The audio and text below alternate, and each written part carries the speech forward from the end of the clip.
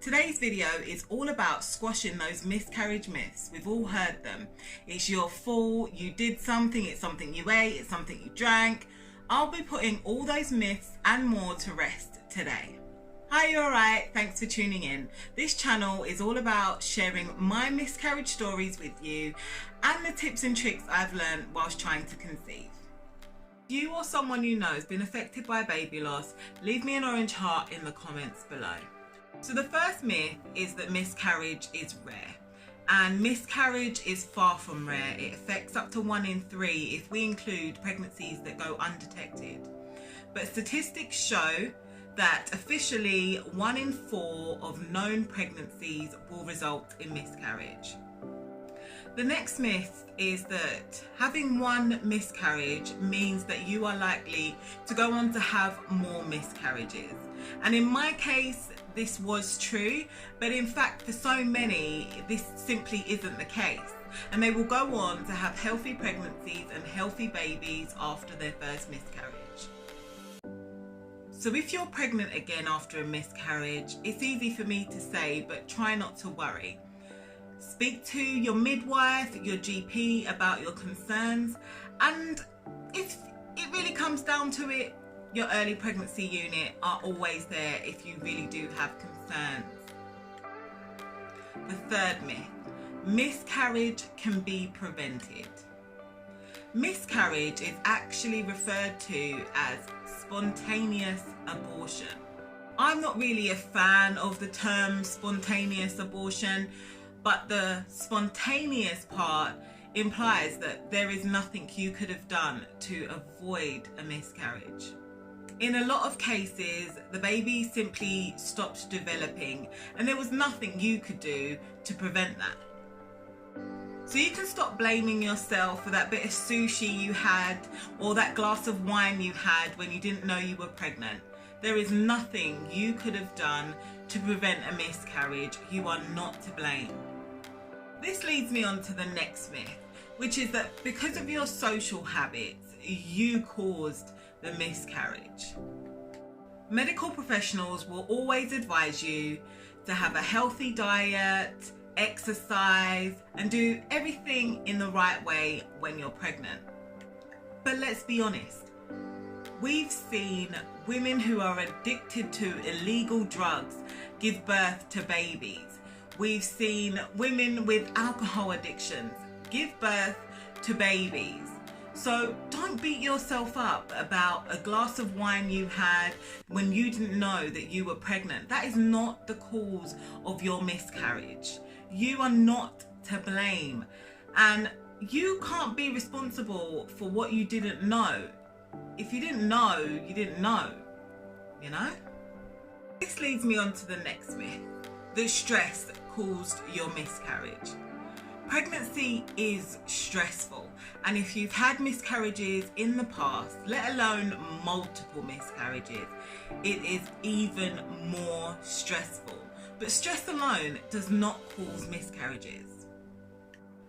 The main thing to be aware of is if you feel depression, if you're feeling anxious and those feelings are becoming overwhelming, you need to speak to someone. You need to speak to your midwife, speak to your GP, and tell them how you're really feeling and how it's affecting you. 1 in 5 women will be affected by mental health issues before and after pregnancy. So the next myth is this idea that you have to wait before you try and conceive again. So if you're bleeding or you're still recovering after your last miscarriage, it's highly likely that you ain't doing any fun things down there. So that's plenty of time to work on your mental health, work on physically recovering. Because in that time you're not ovulating, and if you are not ovulating you can't get pregnant, and if you're still bleeding. But you don't have to wait. When you're ready, when your body's ready, you can try again. For me, my recovery has always taken a little bit longer. sometimes between 3 months and 9 months for my cycle to recalculate itself and get back on track. So in that time I've not really been able to conceive, and it's usually taken me up to a year to get pregnant again. Share in the comments below how comfortable you are about talking about your miscarriages or approaching someone you know who's had a miscarriage. Maybe I can give you some tips on how to speak to those affected by a miscarriage. So let me know in the comments below and I'll reply to every comment as soon as possible. Spotting or bleeding means that you're having a miscarriage. That's the next myth. Around 20 to 40% of women have reported having light spotting in early pregnancy. I've never had any light spotting when I've been pregnant, even in the early stages. We can't get away from it. The question of whether we should have the vaccine or not, or this idea that I found online that says that the COVID-19 vaccine causes miscarriages. With the vaccine being such a new thing, I was unable to find any research that supported the idea that having the vaccine would lead to a miscarriage. Getting COVID, on the other hand, can lead to early delivery, complications with your health and your baby's health. Women are already advised to get the flu jab and the whooping cough whilst they're pregnant. Having sex caused my miscarriage? Definitely not. After all, that's how you got pregnant, right? So I highly doubt that having sex when you're pregnant is gonna cause a miscarriage. In fact, some doctors will tell you when it's getting close to that laboury time, you should be having sex in order to induce labour, and that an orgasm can get things moving a little bit quicker. The birth control I was taking will lead to a miscarriage. Even if you continued to take your birth control in early pregnancy because you didn't know you were pregnant, this will not lead to birth defects or to you actually aborting the fetus. That is not what the pill is used for. The pill is used to stop you from ovulating. So if you're already pregnant in early pregnancy, then it's not going to have any effect on your baby, but you obviously, as soon as you do find out that you're pregnant, want to stop taking it. Getting the flu jab can lead to miscarriage. Now, along with the other myth of the COVID vaccine, it's strongly advised by the NHS in the UK for you to get the flu jab whilst you're pregnant. Catching flu can lead to chest infections, and those chest infections can cause complications with your breathing, which could then lead on to you getting pneumonia.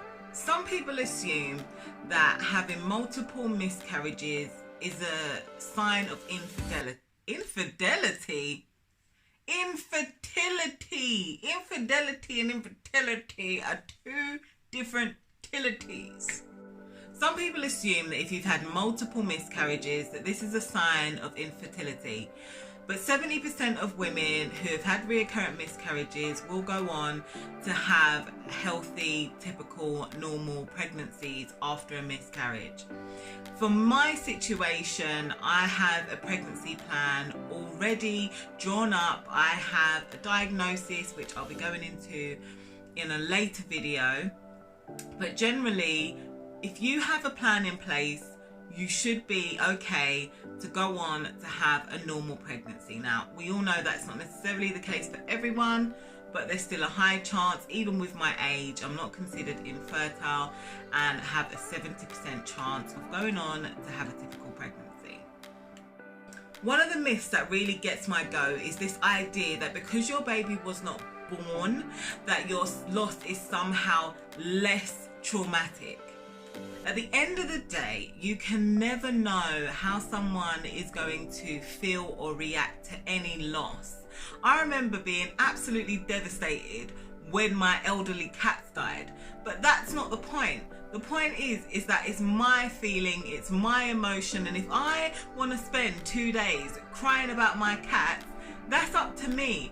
And the same applies with pregnancy loss. No one should ever assume that because a baby was born, it affected the woman or the family any less. That feeling is down to the individual, and if that individual chooses to share with you what they've been through, never tell them that, oh, it will be okay, it's okay because they weren't born and it must be less traumatic for you because they weren't born. Never say that. That is the worst thing you could say to anyone.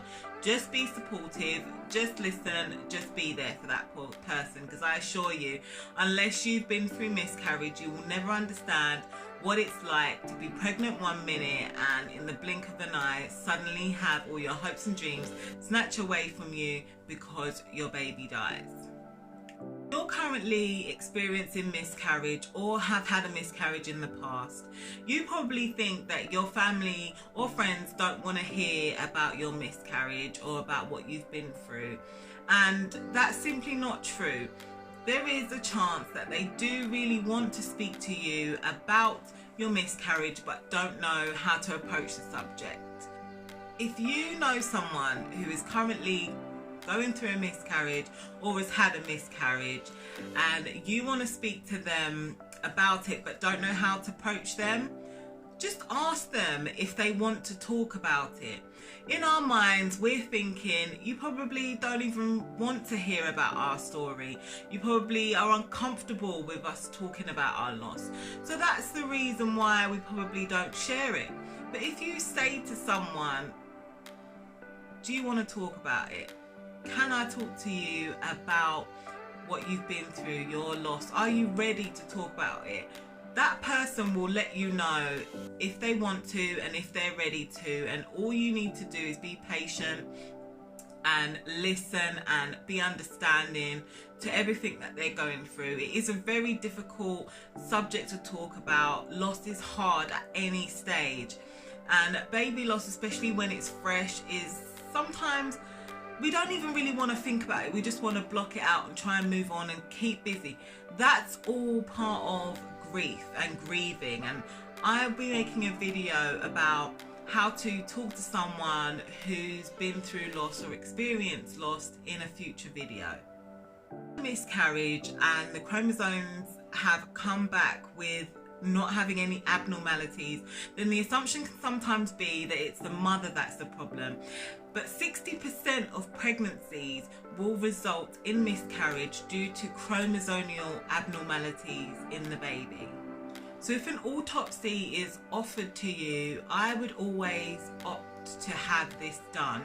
This can help lead to a diagnosis. So if you fall into the 40%, just like me, of women who needed to have a diagnosis after recurrent miscarriage that had nothing to do with the baby, nothing to do with infertility, if all those things have been ruled out, then having an autopsy can sometimes find other things wrong. If you or someone you know is currently experiencing baby loss, I have a playlist, and in that playlist it contains my personal miscarriage stories and how I dealt with the grief and healing after a miscarriage.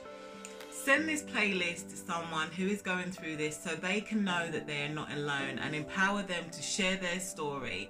I find that talking to you guys about my story is therapy for